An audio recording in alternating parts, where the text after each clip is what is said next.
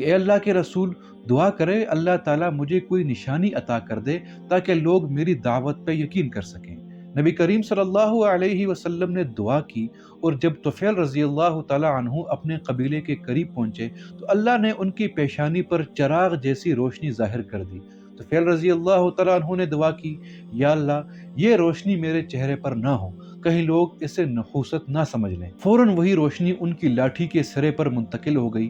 لوگ حیران ہو کر یہ روشنی دیکھنے لگے۔ طفیل رضی اللہ تعالیٰ عنہ کے والد ان کے پاس آئے تو انہوں نے کہا، ابا جان میں مسلمان ہو چکا ہوں، اب میرا آپ سے کوئی تعلق نہیں ہے۔ والد حیران رہ گئے، پوچھا، بیٹا یہ تم کیا کہہ رہے ہو؟ طفیل رضی اللہ تعالیٰ عنہ نے اسلام کا پیغام دیا۔ والد نے غور کیا اور کہا، بیٹا جس دین کو تم نے اپنایا میں بھی وہی اختیار کرتا ہوں۔ یہ سن کر طفیل رضی اللہ تعالیٰ عنہ خوشی سے جھوم اٹھے اور کہا، پہلے جا کر غسل کریں اور پھر میرے پاس آ جائیں۔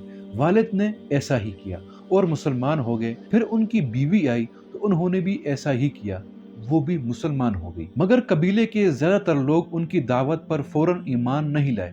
صرف ایک نوجوان جن کا نام ابو ہریرہ تھا وہ ان پر ایمان لے آئے تھے۔ طفیل رضی اللہ تعالیٰ عنہ مکہ واپس آئے اور نبی کریم صلی اللہ علیہ وسلم سے شکایت کی کہ اے اللہ کے رسول میری قوم حق قبول نہیں کر رہی، ان کے لیے بد دعا فرمائے۔ صحابہ رضی اللہ تعالیٰ عنہ سمجھے کہ اب بد دعا ہونے والی ہے، مگر نبی کریم صلی اللہ علیہ وسلم نے آسمان کی طرف ہاتھ اٹھاتے ہوئے فرمایا، اے اللہ دوست کے قبیلے کو ہدایت دے، اے اللہ دوست کے قبیلے کو ہدایت دے۔ یہ رحمت بھری دعا رنگ لائی اور کچھ عرصے بعد پورا قبیلہ دائرہ اسلام میں داخل ہو گیا۔ اب جب مکہ فتح ہوا تو طفیل رضی اللہ تعالیٰ عنہ نے نبی کریم صلی اللہ علیہ وسلم سے درخواست کی، یا رسول اللہ مجھے آپ پرمیشن دیں کہ میں اپنے قبیلے کے بت ذوالکفلین کو جلا ڈالوں۔